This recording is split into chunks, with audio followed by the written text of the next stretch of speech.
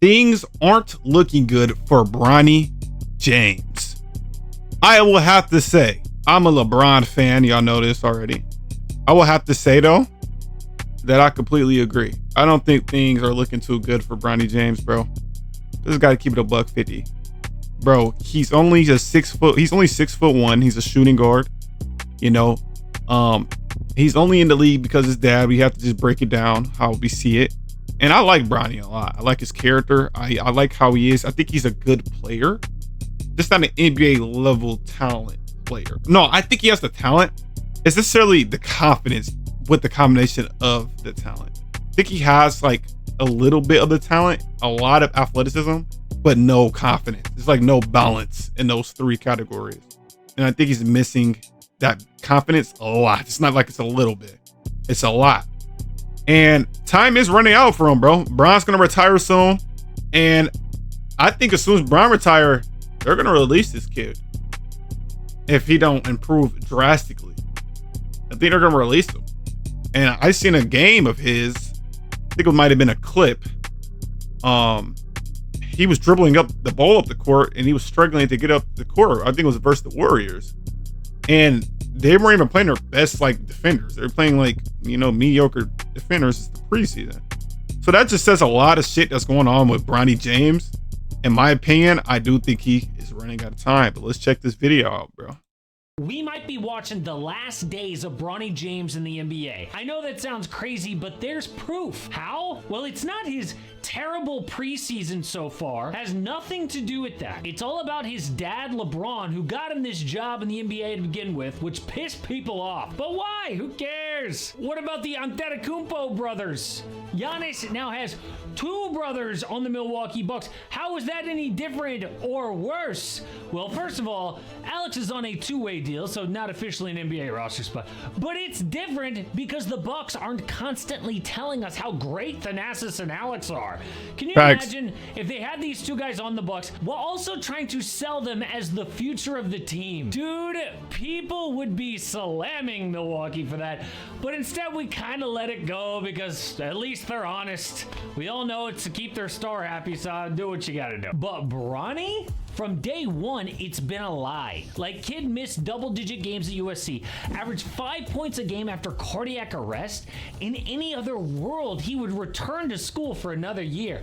But not in LeBron's world. He couldn't wait to fulfill his little dream of playing with his son in the NBA. All right, man. I gotta speak my mind. All right, I just got hit with an ad, so I think this guy AM who, shout out to him though. I think he probably heard me what I was about. I think he kind of read in my mind what I was about to say. I can't fake, bro. I can't fake. This guy gives me hater vibes. He gives me hater vibes, bro. I can't lie to you, bro. Only reason I say that is because he just said LeBron's little dream. That's not a little dream, bro. Getting your son to the NBA just because you're that good enough to get your son to the NBA, who wasn't really necessarily on the top of the draft boards. That's a big accomplishment. That's a big dream. Let's not, you know what I mean? Come on. Like this now, it's like, all right, you're hating. I can agree with certain takes, but when it comes to like being very biased towards somebody or you don't like somebody, you know, that's when I gotta, call it out. What did the Lakers say to their fans? I want to clarify one thing you just said, which is Rob and I did not give Bronny anything. Bronny has earned this. Oh, sure. Which immediately made people hate Bronny. Yeah. But it's not even his fault. He's just going along with his dad's plan. Facts. But now it is time to stand on his own 2 feet. Because dad ain't around much longer. Bronny has to prove he belongs in the NBA. So how is that going? Well, in this video, a deep dive film study on the very latest from Bronny. But before we get there, how about that proof of why this might be the end for Bronny in the NBA? Well, his career is tied to LeBron. And not only is Bron on an expiring contract with no team for next year, but But sciatica, this injury that LeBron has is no joke. A sign that at least his body wants to retire. But that's not all. When Bronny was drafted, he got a nearly $8 million deal with the first 2 years guaranteed. But this next season is year 3, which means the Lakers can cut this kid free and clear, no questions asked. The stars are lining up for Bronny to get a call from Adam Silver saying, "Get ready to learn Chinese, buddy." But hold up, there is one way for Bronny to save his career. Let me hear it. If he finally becomes that player that LA says he's supposed to be, this all goes away. So how is that going? Well, once again, before preseason, JJ Redick was asked about Bronny. He said, "I've just felt like all of preseason. He just looks more comfortable and confident. He's a totally different player than he was a year ago." Really?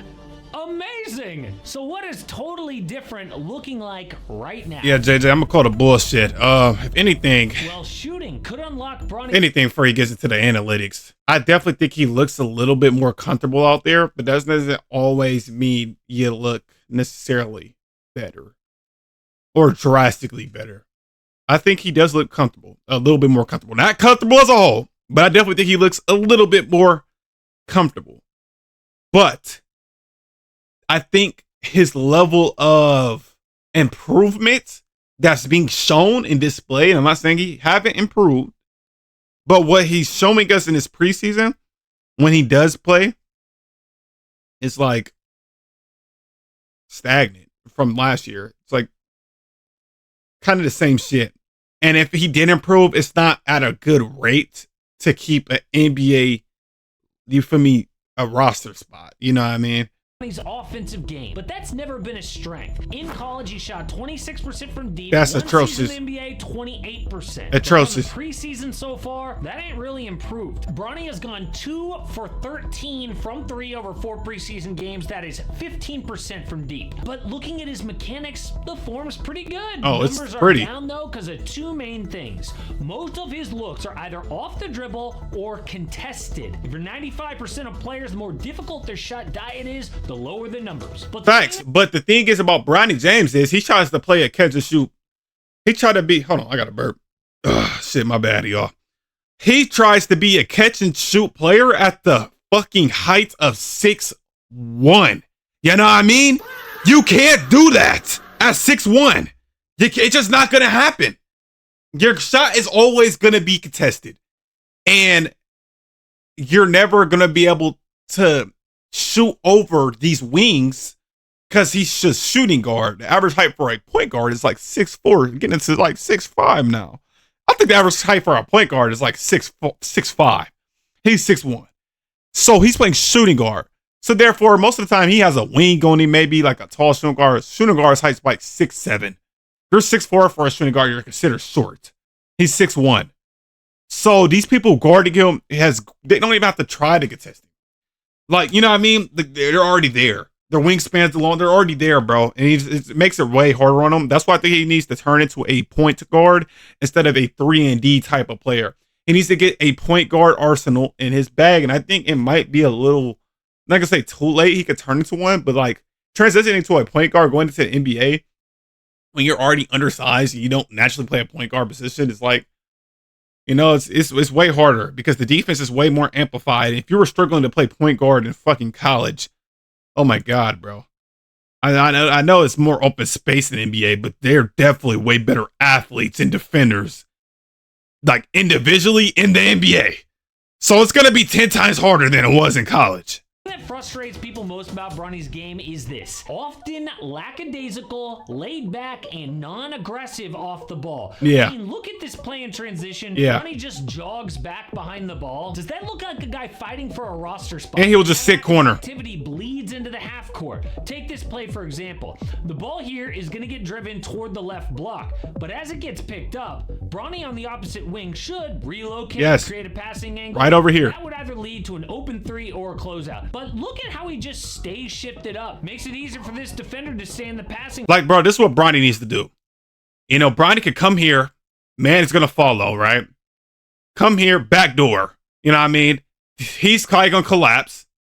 He's already stuck on Jackson Hayes. You got Vanderbilt's shitty ass. He might hit a 3 or not, but that might be a good read. or just an easy float. You know what I mean? Like it's so many things Bronny can do off the ball that he doesn't do. And I struggle with the same shit in high school. These coaches are trying to put him so much off the ball to the point where he's took it out the play. I will watch a Lakers game and Bronny James won't touch the ball for like 10 possessions straight. Dead ass. He won't touch the ball for 10 possessions. And that's not okay when you're fighting for a roster spot. You need to get closer to the ball. You need to, make a difference on the court. That's why he gets subbed out, is because, does Bronny James contribute? Does he help on the court? And I can't answer that. You should be able to answer that when somebody's fighting for a roster spot. Does Bronny James help this Lakers team? And right now, the answer is no, he doesn't. You know what I mean? He doesn't.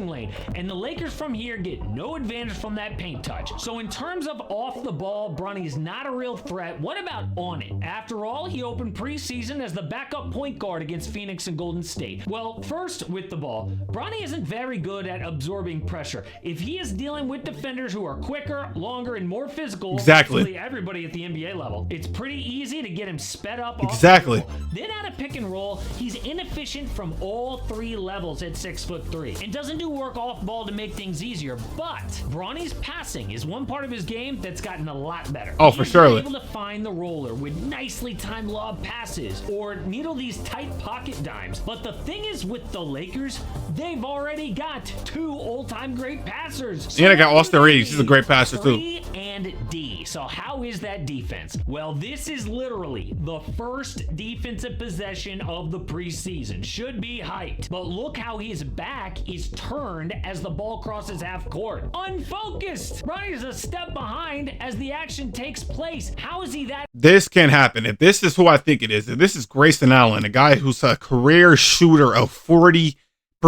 and above, if I'm not mistaken, Bronny James, this is bad, bro. You got to read the fucking the scouting report, buddy. This is not a good read. You don't want to help on that and give up threes in the NBA. Most definitely. I don't like the narrative of making Bronny a 3-and-D guy, though. That's just me personally. I think Bronny can be a two-way player, but like calling him a 3-and-D, when I personally think of a 3-and-D, I think of somebody like a Klay Thompson. You know what I mean? Somebody like, let me think of somebody modern right now who's like a 3-and-D type of guy. Is Jaden McDaniels considered a 3-and-D? Would you consider him that? I think, yeah, but Jaden McDaniels like 6'8". Like, that's why I consider like a 3-and-D type of player. I want to see Bronny be a true two-way point guard. Like, almost on like some Gary Payton shit, but with a jumper. You know what I mean? If that's it. Y'all get what I'm saying, though? I need to see him a little bit on the ball, which is going to be hard with Luka and Bron, obviously. But he's no good to sit corner at that short of a height. And he doesn't have a high release point. He doesn't get a lot of elevation on his shot. And he doesn't move well off the ball. I see if he moved well off the ball like Steph Curry, but he doesn't do that. So therefore, he's useless in the corner when you just make him spot up. He's useless. You need to put him on the ball a little bit more, a tad bit more.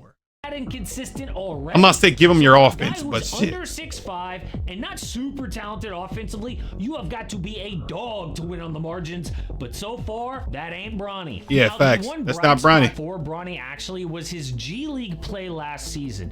He averaged about 19 points in the G League on 38% from three. That's good. He even scored 39 points against Santa Cruz. 39 in a pro basketball game is awesome no matter what.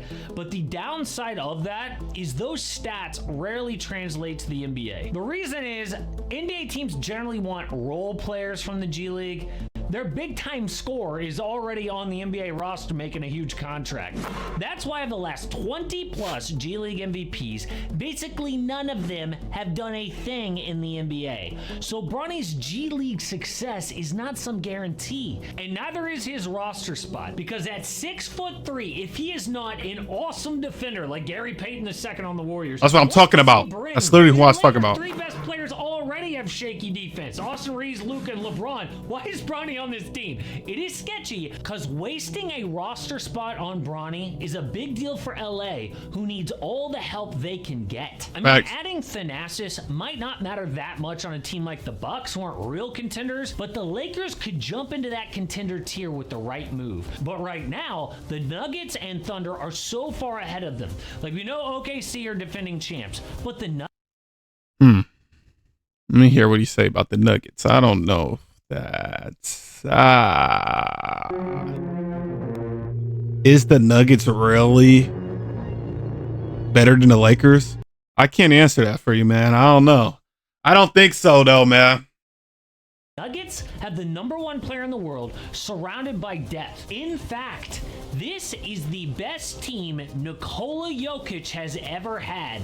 Do you know how dangerous that is? But the Lakers? Oh, they need one big upgrade at least this season, and that ain't Bronny James. But I don't want this to be all negative, okay? He can save his career with a big season. At least show more than he has in this preseason. I don't see the improvements so far, but LeBron James is out. He could be out a lot this year. That will mean more minutes and opportunity for Bronny. But if he doesn't take that chance, then Bronny might be retiring along with his dad here pretty quick. But if you want to hear about a good ending to a story of a young player, Ace Bailey, he was maybe the biggest story. Man, what y'all think about Bronny, man? Y'all think he's cooked? Let me know down below, chat. Do y'all think Bronny's cooked or no, bro? I think if Bronny locks in, like he said, and have a good year, he might save his career, bro. I don't even think the Lakers might keep him in general. I think once LeBron retires, they're going to boot that nigga like as soon as possible. That's gonna do it for this video, man. If you did enjoy this video, man, y'all know what to do, bro. Hit that like button, and we up out of here, bro. Peace.